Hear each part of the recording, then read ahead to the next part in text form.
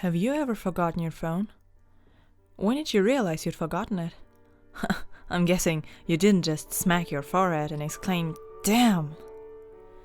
The realization probably didn't dawn on you spontaneously. More likely, you reached for your phone, pawing open your pocket or handbag, and were momentarily confused by it not being there. Then you did a mental recap of the morning's events. Shit. In my case, my phone's alarm woke me up as normal, but I realized the battery was lower than I expected. It was a new phone and it had this annoying habit of leaving applications running that drained the battery overnight. So I put it onto charge while I showered, instead of into my bag like normal. It was a momentary slip from the routine, but that was all it took. Once in the shower, my brain got back into the routine that follows every morning, and that was it. Forgotten. This wasn't just me being clumsy, as I later researched. This is a recognized brain function. Your brain doesn't work just on one level, it works on many. Like when you're walking somewhere, you think about your destination and avoiding hazards, but you don't need to think about keeping your legs moving properly. If you did, the entire world would turn into one massive, hilarious co-op cosplay. I wasn't thinking about regulating my breathing, I was thinking whether I should grab a coffee on the drive to work. I did. I wasn't thinking about moving my breakfast through my intestines, I was wondering whether I'd finish on time to pick up my daughter Emily from the nursery after work or get stuck with another late fee. This is the thing. There's a level of your brain that just deals with routine so that the rest of the brain can think about other things. Think about it. Think about your last commute. What do you actually remember? Probably little, if anything. Most common journeys blur into one, and recalling anyone in particular is scientifically proven to be difficult.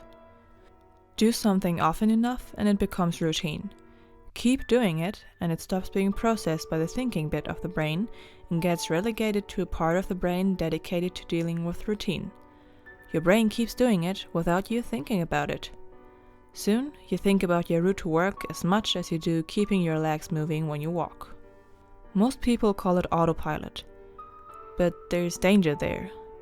If you have a break in your routine, your ability to remember and account for the break is only as good as your ability to stop your brain going into routine mode. My ability to remember my phone being on the counter is only as reliable as my ability to stop my brain entering morning routine mode, which would dictate that my phone is actually in my bag. But I didn't stop my brain entering routine mode.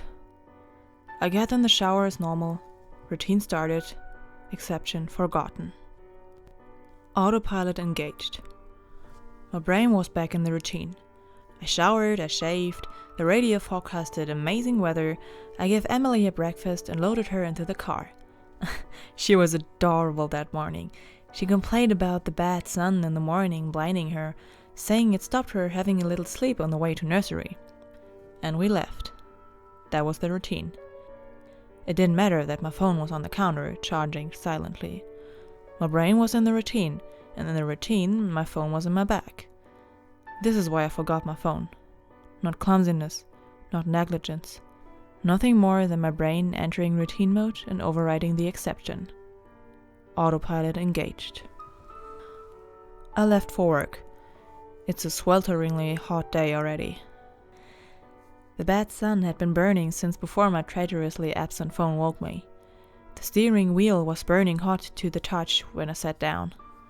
I think I heard Emily shift over behind my driver's seat to get out of the glare. But I got to work. Submitted the report. Attended the morning's meeting. It's not until I took a quick coffee break and reached for my phone that the illusion shattered. I did a mental restep. I remembered the dying battery. I remembered putting it onto charge. I remembered leaving it there. My phone was on the counter. Autopilot disengaged. Again, there lies the danger. Until you have that moment, the moment you reach for your phone and shatter the illusion, that part of the brain is still in routine mode. It has no reason to question the facts of the routine. That's why it's a routine. The act of repetition. It's not as if anyone could say, "Why didn't you remember your phone? Didn't it occur to you? How could you forget? You must be negligent." This is to miss the point.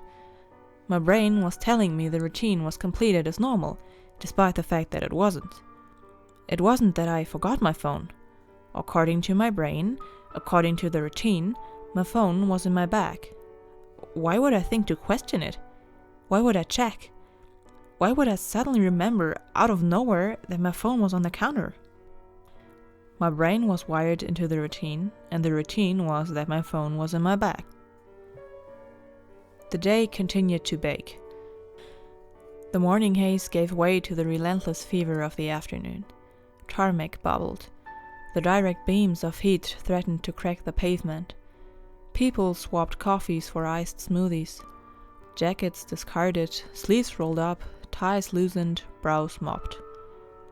The park slowly filled with sunbathers and barbecues. Window frames threatened to warp. The thermometer continued to swell. Thank fuck the offices were air-conditioned. But, as ever, the furnace of the day gave way to a cooler evening. Another day, another dollar. Still cursing myself for forgetting my phone, I drove home. The day's heat had baked the inside of the car, releasing a horrible smell from somewhere.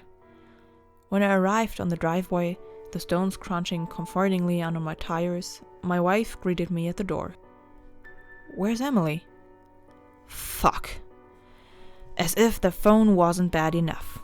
After everything, I'd left Emily at the fucking nursery after all. I immediately sped back to the nursery.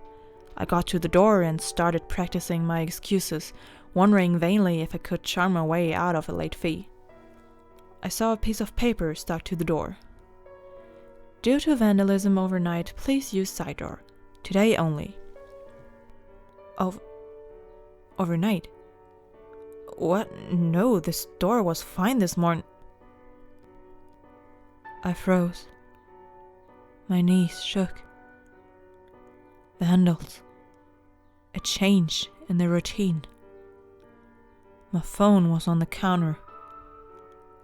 I hadn't been here this morning. My phone was on the counter. I'd driven past because I was drinking my coffee. I did not drop off Emily. My phone was on the counter. She'd moved her seat. I hadn't seen her in the mirror. My phone was on the counter. She'd fallen asleep out of the bad sun. She didn't speak when I drove past her nursery. My phone was on the counter. She'd changed the routine. My phone was on the counter. She'd changed the routine and I'd forgotten to drop her off. My phone was on the counter. 9 hours. That car. That baking sun. No air, no water, no power, no help. That heat. A steering wheel too hot to touch. That smell. I walked to the car door.